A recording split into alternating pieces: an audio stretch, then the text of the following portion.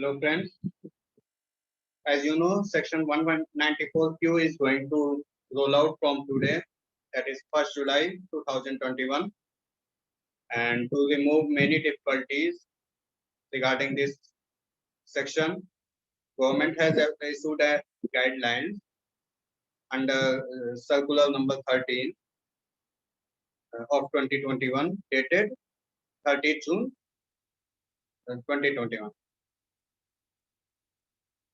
Few guidelines has been issued, like first guideline is 194Q is not going to applicable on following two transactions. What are these transactions?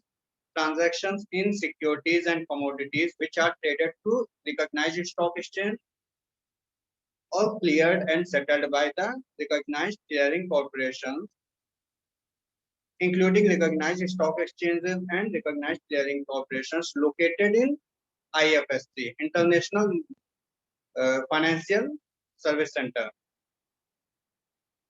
And also 194Q will not be applicable on transactions in electricity, renewable energy certificate, and energy saving certificates traded through power exchange registered in accordance with regulation 21 of the CERC. So 194 is not Q is not applicable in both of the transactions, and you are not required to deduct any TDS under section 194Q regarding these transactions. Next clarification is regarding threshold limit. To calculate the threshold limit of rupees 50 lakh rupees, you are required to calculate your turnover, your purchases from 1st April and not from 1st July.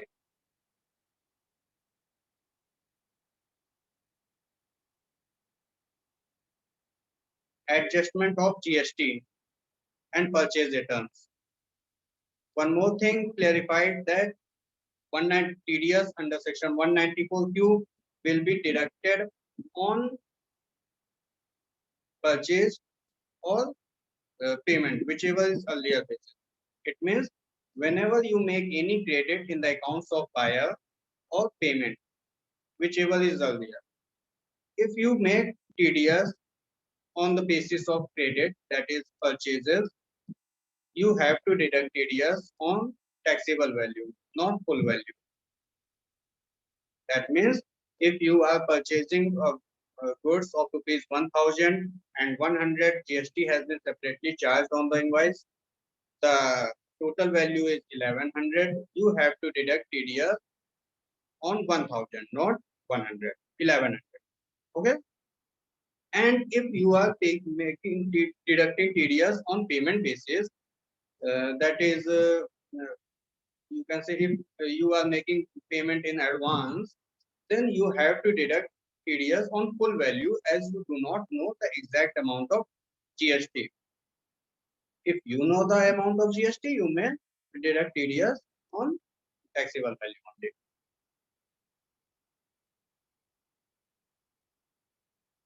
One more thing is that if there is any purchase return, if there is any case of purchase return and purchase return is made against cash, that means if you have returned your purchase item and you get the cash back returned, then the TDS amount deducted on purchases at the time of purchase will be adjusted against next purchase. And if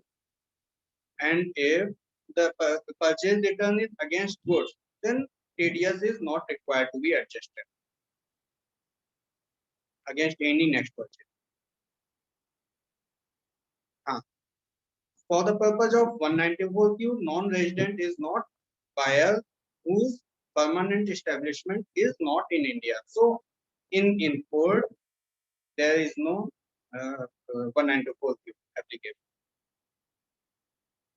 One more thing is that any person whose income is completely exempt will you are not required to deduct TDS under section 194Q against any purchases made from these exempt first. One more thing is that